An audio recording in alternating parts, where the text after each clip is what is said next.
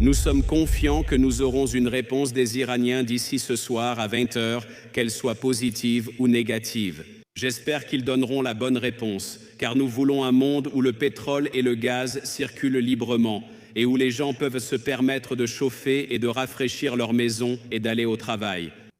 Cela n'arrivera pas si les Iraniens sont impliqués dans des actes de terrorisme économique. Ils doivent donc savoir que nous avons des outils à notre disposition que nous n'avons pas encore décidé d'utiliser. Le président des États-Unis peut décider de les utiliser et il décidera de les utiliser si les Iraniens ne changent pas de comportement. Merci, Monsieur le Vice-président. Le temps presse avant l'échéance de ce soir pour éviter de bombarder l'infrastructure de l'Iran jusqu'à l'âge de pierre, comme l'a dit le président. Avez-vous de nouvelles informations indiquant qu'un accord pourrait être conclu d'ici là? Et d'autre part, il y a eu certaines déclarations de votre administration à propos de cette guerre, affirmant que Dieu soutient les États-Unis dans ce conflit et que les attaques contre l'Iran font partie de la volonté de Dieu. Êtes-vous d'accord avec cela? Et que pensez-vous de l'idée que Dieu est du côté de Zewa dans ces attaques? Eh bien, vous avez demandé s'il y a de nouvelles informations. Et non, à moins que je reçoive un message de Steve. Eh bien, j'ai un message de Steve Witkoff. Vous ne voudriez pas savoir le sujet de ce message? Mais non, je dois d'abord le lire avant d'en parler. Mais voilà. Quelle heure est-il maintenant aux États-Unis? Il y a presque 5 minutes. D'accord, ça a du sens. Très bien. D'accord. Alors, Nathalie, à propos de cette question de l'accord, je pense vraiment qu'il y a 2 options. Le président a été très clair à ce sujet. Il y a 2 façons pour que cela se termine. Premièrement, Seren et Zewa ont déjà atteint la plupart de leurs objectifs militaires. Il reste encore plusieurs choses à faire, comme empêcher l'Iran de fabriquer des armes. Nous aurions aimé progresser davantage sur le plan militaire, mais les objectifs des États-Unis ont été atteints. Comme l'a dit le président, cette guerre se terminera bientôt. Et l'issue dépend en fin de compte des Iraniens. Je pense qu'il y a vraiment 2 options, et je simplifie.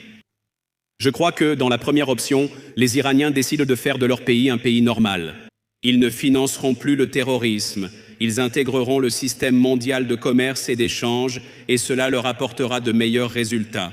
Cela favorisera la paix et la sécurité mondiale, apportant de nombreux bienfaits à beaucoup de personnes dans le monde. C'est l'option A, n'est-ce pas ? L'option B est la suivante. Si les Iraniens ne négocient pas et continuent à s'engager dans le terrorisme, en attaquant leurs voisins, non seulement Israël, mais aussi bien sûr les Arabes, la situation économique en Iran restera très mauvaise et va probablement empirer. Et ce que le président a demandé à son équipe, en particulier à Steve Witkoff et Jared Kushner, c'était « Découvrez quels sont les contours d'un éventuel accord, ce qu'ils sont prêts à faire, parce que militairement, pour être franc, cela ne fait aucune différence pour nous, d'une manière ou d'une autre. C'est fondamentalement une question de savoir comment cela va se passer ensuite, et c'est là-dessus que les négociations se sont concentrées. Et le président a également été très clair. Alors que les Iraniens essaient d'imposer le maximum de coûts économiques possibles à travers le détroit d'Ormuz, les États-Unis ont la capacité d'imposer des coûts économiques bien plus importants à l'Iran que l'Iran n'est capable de nous en imposer, à nous ou à nos alliés dans le monde. J'espère qu'ils seront intelligents. Le président a fixé un délai de 12 heures aux États-Unis. Nous allons voir, mais il y aura beaucoup de négociations d'ici là, et j'espère que nous arriverons à une bonne résolution. Concernant votre deuxième question, si Dieu est de notre côté, Dieu est, vous savez, du côté de qui? Ma position sur les conflits militaires a toujours été de prier pour que nous soyons du côté de Dieu, et je crois que nous le faisons pour les bonnes raisons. Nous faisons cela pour empêcher qu'un régime qui a déjà commis des actes de terrorisme possède l'arme la plus dangereuse du monde, car cela entraînerait la mort de nombreux innocents. J'espère que Dieu sera d'accord pour que l'Iran ne possède pas d'armes nucléaires, mais je continuerai à prier et si jamais il me donne une réponse, tu seras la première à le savoir, Nathalie. Question suivante. Laisse-moi jeter un coup d'œil. Je crois que nous avons Reuters et la paix. Allons-y avec Reuters alors, d'accord? Ça me semble vraiment très bien, c'est sûr. J'ai vérifié mon oreillette pour voir si quelqu'un de mon équipe me disait qui appelait, mais personne ne m'a répondu. C'est juste du hongrois, alors vas-y. Merci, monsieur le vice-président. Ici Hunain Raham de Reuters. J'ai quelques questions. Je pense que vous devez lire ce texte, car nous avons des informations selon lesquelles les États-Unis attaquent certaines cibles sur l'île de Karg. Vous avez dit que l'objectif militaire, les objectifs de cette guerre ont été atteints. Alors, pourriez-vous expliquer pourquoi le président menace encore d'attaquer tous les ponts et toutes les centrales électriques en Iran? Vous avez dit que cela finirait bientôt, mais lors de la conférence de presse d'hier, lorsqu'on lui a demandé des délais, il n'a pas été précis. Il avait parlé de 4 à 6 semaines et nous en sommes déjà à la 6e. Y a-t-il un calendrier? Désolé, ce sont des questions spontanées. Beaucoup de questions. Ah, D'accord, je vais m'arrêter là. Je veux dire, la question en Hongrie est la suivante. Si le Premier ministre Orbán perd, les États-Unis s'engagent-ils à travailler avec le nouveau dirigeant? Aurez-vous une relation mémorable avec le nouveau dirigeant? Merci beaucoup.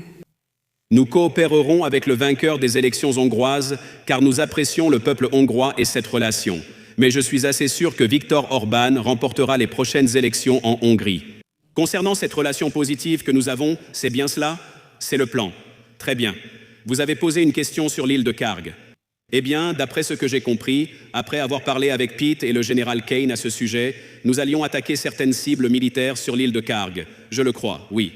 Nous avons respecté le délai du président qui a dit « Nous n'attaquerons pas les cibles énergétiques et les infrastructures tant que les Iraniens n'auront pas proposé une proposition que nous pourrons soutenir ou non. » Mais il leur a donné jusqu'à mardi, 8 heures. Donc, je ne crois pas que les informations concernant l'île de Kharg représentent un changement de stratégie ou une quelconque modification de la part du président des États-Unis. Il répète que l'échéance est à 8 heures, mais pourquoi? L'Iran cherche essentiellement, après sa défaite militaire, à infliger un maximum de dégâts économiques au monde. Le président de Zepinu Seseilo est un homme qui reconnaît le pouvoir de négociation. Si les Iraniens veulent imposer de la souffrance, les États-Unis ont la capacité d'en imposer beaucoup, beaucoup plus. De la douleur, le président ne veut pas faire cela, et moi non plus. C'est pourquoi nous négocions fermement. Mais la décision finale revient aux Iraniens. Eh bien, je pense que le président en a déjà parlé. Les Iraniens n'étaient déjà pas des négociateurs rapides avant la guerre, et ils le sont encore moins maintenant. Nous reconnaissons qu'il y a parfois un retard dans la transmission des messages entre les personnes, mais nous sommes confiants que nous recevrons une réponse, qu'elle soit positive ou négative. Nous aurons une réponse de leur part d'ici 8 heures ce soir. J'espère qu'ils donneront la bonne réponse, car nous voulons un monde où le pétrole et le gaz circulent librement, où les gens paient pour chauffer et refroidir leur maison ainsi que pour aller au travail. Cela n'arrivera pas si les Iraniens sont impliqués dans des actes de terrorisme économique. Ils doivent donc savoir que nous avons des outils à notre disposition que nous n'avons pas encore décidé d'utiliser. Le président des États-Unis peut choisir de les utiliser et le fera. S'il ne change pas de comportement, les Iraniens. Je pense que c'est tout. Monsieur le vice-président, ministre Anika, une question. Merci beaucoup, Premier ministre, vice-président. La conférence de presse se termine. Merci de votre présence et à bientôt. Bien sûr, merci.